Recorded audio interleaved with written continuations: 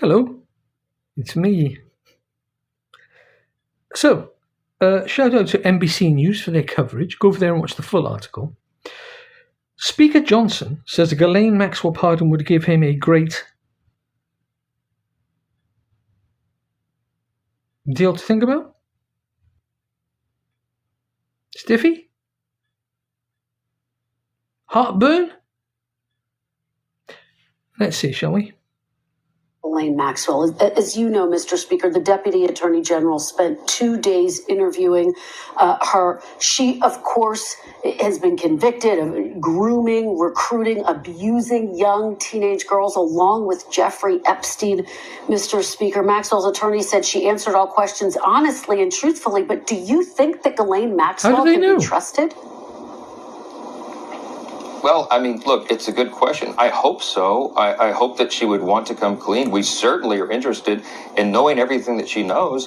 And as you'll know, in our House Republican majority, we're working towards that. Chairman Comer and our Oversight Committee has already issued their own subpoena. They want to bring in Ghislaine Maxwell as well. I hope she's telling the truth. She is convicted. She is serving a 20-year sentence for child sex trafficking. And so her character is in some question. But if she wants to come clean now, that would be a great service to the country. And we'd like to know every single... Great, lovely. We'd like to know what she knows. Has she got a good character? Nope. But that doesn't mean that she's not going to tell the truth. She is going to want to save her own bacon, so to speak. So, one would imagine that whatever she dangles in front of the Department of Justice is going to be tempting enough to make them sit up and pay attention. But nobody yet has mentioned, apart from people who opine on these subjects on the fringes like myself, and the, dare I say, great and mostly vindicated Alex Jones, and Russell Brand, and Jamie Dore, and so many others who are mentioning that she's an asset. Not a peep from the mainstream media. So, whereas on the one hand, we're faced with this subject now finally being outed, and things being said on the mainstream media that, frankly, before Trump came into power, were never going to be said, ever. So, you know, polite Victorian applause. But this just seems to me to be so much more to this. And the mainstream media is just nothing to see here. So, shall we? Bit of information that she has, I certainly hope she's telling the truth. Well, listen, this week, President Trump didn't rule out a pardon for Ghislaine Maxwell. Of course, that's one of the big questions looming over all of this. So let me put this to you, Mr. Speaker. Pardon Would you support pardon? A pardon or a commutation for Ghislaine Maxwell, a convicted sex trafficker? Well, I mean, obviously, that's a decision of the president. He said he had not adequately considered that. I won't get in front of him. That's not my lane. My lane is to help direct and control the House of Representatives and to use every tool within our arsenal to get to the truth. I'm going to say this as clearly and plainly and repeatedly as I can over and over. We are for maximum disclosure. We want all transparency. I trust the American people. I and the House Republicans believe that they should have all this information to be able to determine what they will. But we have to protect the innocent. And that's the only safeguard here that we've got to be diligent about. And I'm insistent upon doing so. Well, I guess my question is, are you open to a pardon or commutation? I mean, Mr. She's not letting it go. Referred to Maxwell as Epstein's right-hand woman.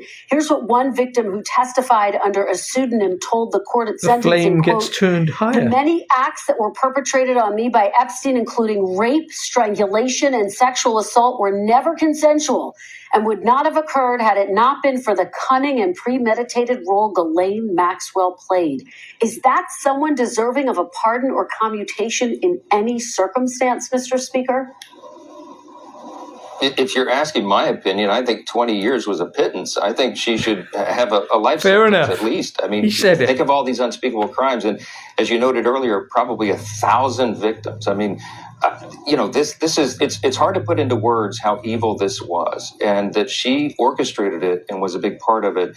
At least under the criminal sanction, I think is an unforgivable thing. So. Again, not my decision, but I have great pause about that, as any reasonable person would. Yeah. Thank you for watching, and remember, stay updated on. So please go over to NBC News, watch this full article and their associated articles. This was just a snippet, I think, of a larger article by NBC. So as I said earlier, shout out to them. Pop over there and watch it. A pardon. Now, I never, in my wildest dreams, or should I say nightmares, thought that a pardon was on the books. But what I've since learned, since delving into these subjects, is that the most absurd answers come from out of left and right field, hit you straight between the eyes, and they're bizarrely not shocking. They may not have occurred to you because they're so absurd, but when they hit you, you just think, you know what, I can see that happening. Whether that's a symptom of the ridiculous political landscape we've had to endure for the last 20 years here in the UK and in the US, or whether just my natural tinfoil hat, which is on more often than it's not these days, has somehow primed me for these left of field